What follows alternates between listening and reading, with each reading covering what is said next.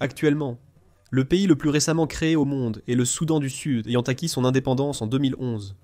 Et bientôt, Bougainville sera le pays le plus jeune du monde, ayant déjà voté pour son indépendance de la Papouasie-Nouvelle-Guinée. Tandis que de nouveaux pays émergent, certains se divisant et d'autres affirmant leur autodétermination, d'autres pourraient disparaître. Dans cette vidéo, je souhaite examiner quels pays pourraient ne pas exister dans un avenir proche. Je vais examiner 4 scénarios dans lesquels divers pays pourraient disparaître. Premièrement, l'invasion ou l'annexion, puis l'union ou la fusion avec une autre nation. Troisièmement, la disparition physique due au changement climatique. Et quatrièmement, la division en 2 ou plusieurs pays. Pour chacun de ces cas, j'utiliserai quelques exemples de pays qui pourraient disparaître dans les 10 à 20 prochaines années. Premièrement, quel pays pourrait disparaître par invasion ou annexion? Des événements récents ont prouvé qu'un pays souverain n'est pas facile à envahir et à occuper à l'époque moderne. Cependant, certains pourraient encore tenter de recommencer. Le premier pays qui vient à l'esprit de beaucoup comme cible possible d'invasion est Taïwan. Que vous souteniez ou non son indépendance, Taïwan est effectivement un pays souverain. Malgré cela, la Chine continue de revendiquer son territoire et sa domination. Les dirigeants chinois ont en fait déclaré que tôt ou tard, Taïwan tombera sous leur contrôle. Il est incertain qu'une invasion à grande échelle ait lieu, et il est tout aussi douteux qu'elle réussisse, surtout lorsqu'une grande puissance comme les États-Unis a déclaré qu'ils interviendraient pour défendre Taïwan, si cela devait être le cas. Mais le risque est toujours là, et ce pourrait être l'un des pays que nous verrons disparaître dans les prochaines décennies. Comme le monde se présente aujourd'hui, je crois que c'est le seul pays qui court un véritable risque d'invasion et peut-être de chute à cause de cette attaque hypothétique. Passons donc à la deuxième hypothèse de disparition des pays, l'union ou la fusion avec une autre nation.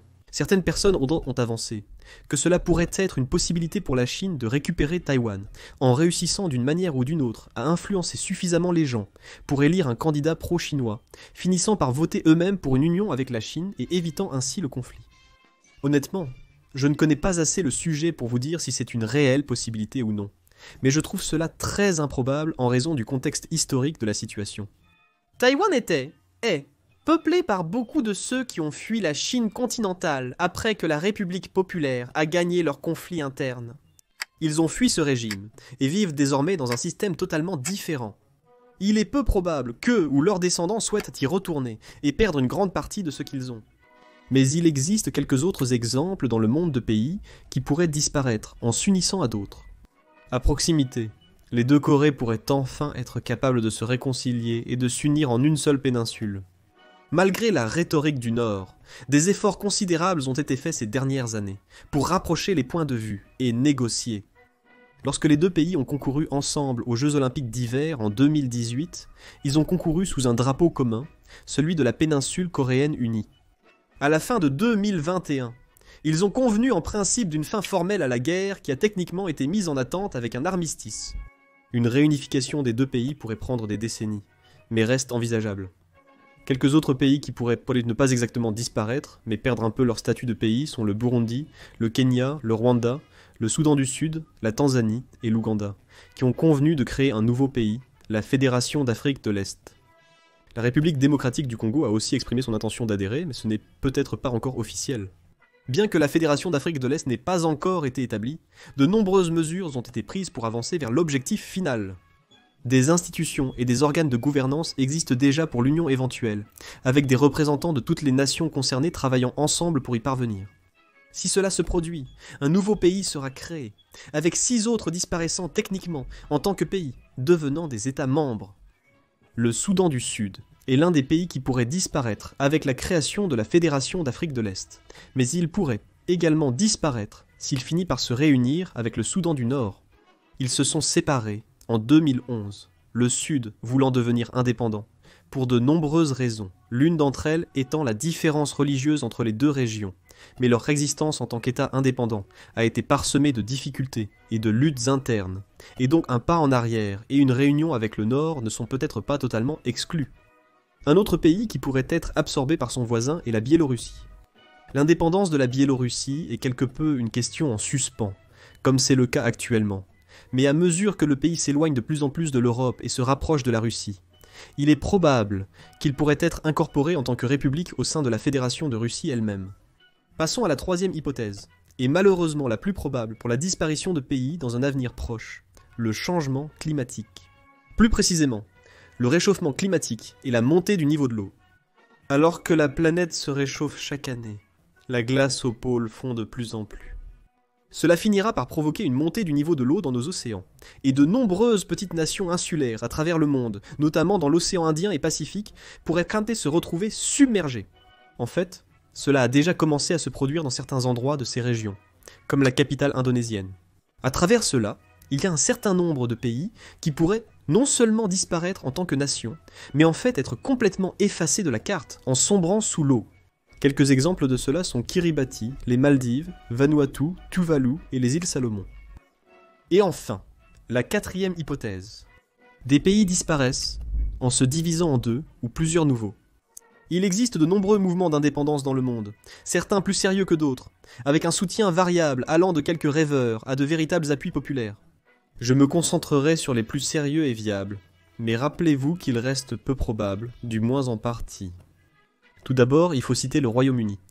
Malgré le Brexit, le Royaume-Uni n'a pas encore subi d'effondrement territorial jusqu'à présent. Les sondages pour l'indépendance écossaise restent serrés autour de 50%, mais le maintien avec le Royaume-Uni semble garder une légère avance, confirmant les résultats du référendum de 2014. Cependant, la situation en Irlande du Nord semble empirer. D'autre part, un parti qui défend un système républicain, et l'union avec la République d'Irlande, a remporté les dernières élections. La tendance démographique montre que le nombre de protestants diminue de plus en plus, tandis que celui des catholiques augmente.